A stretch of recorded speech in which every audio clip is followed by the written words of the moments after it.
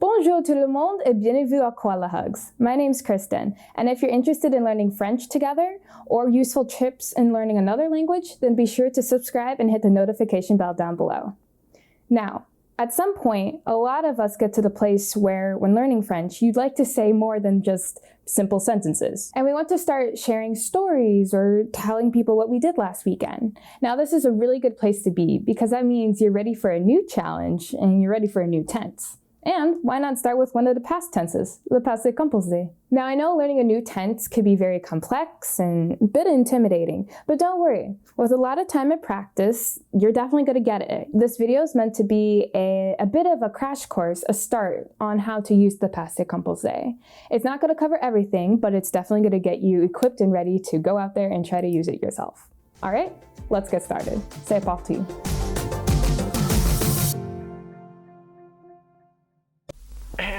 Please excuse this interruption. During the making of this video, there were some lighting difficulties that caused some weird color changes. If you notice this, just please ignore it, and don't worry, this will be changed in future videos. Enjoy! First, in order to know how to use the Passé Composé, you need to know when to use it. So the Passé Composé in French is used to talk about the past. More so, it's used to talk about specific moments in the past that have happened but are no longer occurring. Now, this could be seen or broken down into 4 ways. First of which is whenever you have a past event or a determined moment. For example, if I said, yesterday, I watched TV, that would be, hier, j'ai regardé la télévision. That happened one time, yesterday. Number 2 would be if you're talking about a non-reoccurring event. So, for example, if I wanted to say, in November, I went to California, I would say, en novembre, je suis allé en Californie. I went to California one time. It wasn't happening over and over again. Another way I'd like to think of this is kind of like the phrase, one time. You know, if I was saying, one time I visited the Grand Canyon, I would say, une fois, j'ai visité le Grand Canyon. Number 3 would be if you're talking about a chronological order of events. You know, if you started with first, I went here. Second, I ate some soup. I don't know why you're eating soup, but maybe you did. And third, you walked your dog. You would use the Passé Composé for all 3 of those because it happened, now it's done. And number 4, you use Passé Composé if you're telling a story in the past and you're talking about the main actions in your story. So it's a little confusing, but try to follow me. So the example, je marchais quand il a commencé à pleuvoir. I was walking when it started to rain. The walking part was continuous in the past, while it started to rain happened one time. So that's when I used the Passé Composé. So what helps me remember when to use the Passé Composé is basically if I'm thinking of an event or an action and it kind of happened one time, like chop chop, you know? This happened, now it's no longer happening. All right, so now you have a rough idea of when to use Passé Composé, and now we're going to break down how to use it. And the first thing you need to know is that there are 2 verbs that you need to make your new best friends in the present tense. And those are êTRE and AVOIR. Now, it's very important to be able to confidently conjugate these 2 verbs in the present tense. So for avoir, you have j'ai, tu as, il a, or elle a. Nous avons, vous avez, and ils ont ou elles ont. For être, we have je suis, tu es, il est ou elle est. Nous sommes, vous êtes, and ils sont, and elles sont. Let me know down in the comments if you'd be interested in a video just on the participe passé, or for that matter, anything else I've mentioned in this video, if you'd be interested in a deeper explanation on it. For now, I suggest just looking up the participe passé for each verb you're trying to practice in the Passé Composé. I suggest websites like Word Reference. There, they give you the participe passé, as well as conjugations of verbs in all the different tenses. So let's take the verb regarder to make an example. For this one in particular, you use the verb avoir in the present tense to create the Passé Composé. So it'd be conjugated as followed. J'ai regardé, tu as regardé, il a regardé, nous avons regardé, vous avez regardé, and ils ont regardé. Wait, Kristen, why did you use avoir with this verb? Why not êtres? How am I supposed to know when to use which one?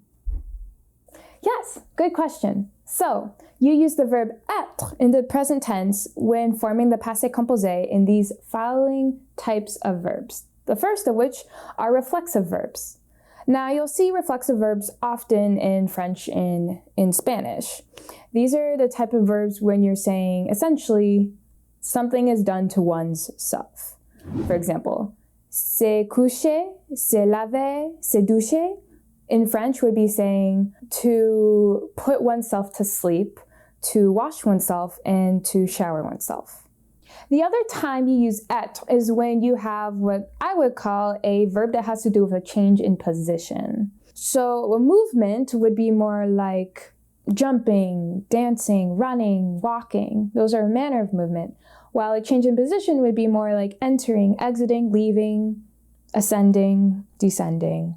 So if you can try to distinguish those two in your mind and categorize verbs in that way, that would help you remember and figure out when to use avoir versus when to use être. Another way to remember these is with the acronym or the name Dr. and Mrs. Vandertramp. So, see one of these, use être.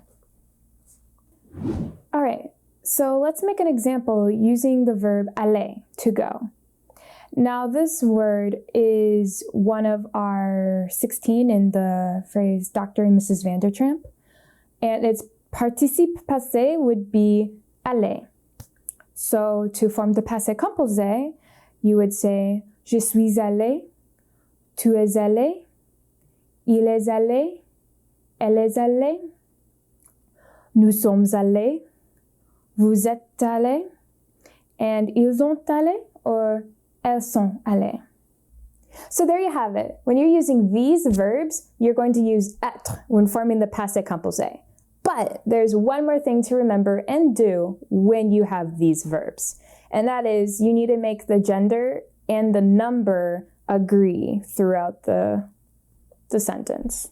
So if everything I've been explaining for the past few minutes is just a confusing mess of blah, and you're more of a visual learner, well, here's a flowchart.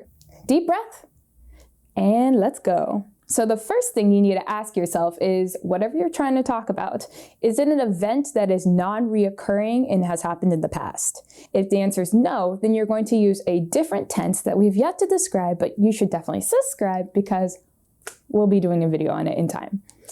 If the answer is yes, then you're going to use the Passé Composé. Next question you need to ask yourself is this verb you're using one of the 16 Dr. and Mrs. Vandertramp verbs, or is it a reflexive verb?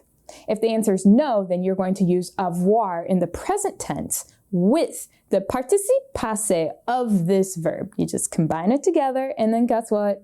You're done. Now, if you are using one of the 16 verbs of Dr. and Mrs. Vandertramp, or the verb is reflexive, then you're going to be using être in the present tense. And now you're almost done, but there's one more step with être. Basically, you need to make sure that when you use the passé composé, it is in agreement to the subject you're talking about. So, if I'm talking about Wonder Woman or une table, that is feminine. And so if it's feminine, then you need to add an extra E to the end of your participe passé. If whatever you're talking about, there is more than one, then you're just going to add an S to the end of your participe passé. And then guess what? You did it. You're done. You just made the passé composé on your own. And félicitations. Whew, that was a walk. There are several different things that you should know and do in order to successfully be able to form the passé composé. Those include mastering conjugating êtres and avoir in the present tense, finding the way that works best for you to remember which verbs need être for the passé composé, being familiar with the participe passé of verbs, including the irregular ones, and, well, knowing when to use the passé composé, of course. Actually, when I think about it, There's one more, and this one is first. This is the first most important one, is that make sure that you are very confident in forming and conjugating verbs in the present tense. This actually should be your foundation for all other tenses you learn. So if you haven't done that yet, it's a good time to go do that, and then come back and watch this video. I'll still be here, just waiting, alone. As for ways you could practice the Passé Composé, well, of course, there's definitely lots of resources and exercises online for free, might I add. But you can also practice retelling stories or sharing what you did last weekend or today or yesterday, I guess, with friends. And they don't even need to understand French. You could just ask them like, hey, will you listen? And they'll be like, sure, okay. And then you could talk. For example, if I wanted to talk about what I did today, I could say, aujourd'hui, je me suis réveillée, après ça, j'ai mangé mon petit déjeuner. Puis, j'ai créé une vidéo pour YouTube et finalement, je suis allée chez moi. And with that said, guys, thank you so much for watching this video. If you found it interesting or useful, then please don't hesitate to smash the like button as well as share it with anyone else you know who's learning French. Feel free to comment any questions, comments, or see if you can answer this question. Qu'est-ce que tu as fait aujourd'hui in the Passé Composé? And until then, I'll see you next time. À bientôt.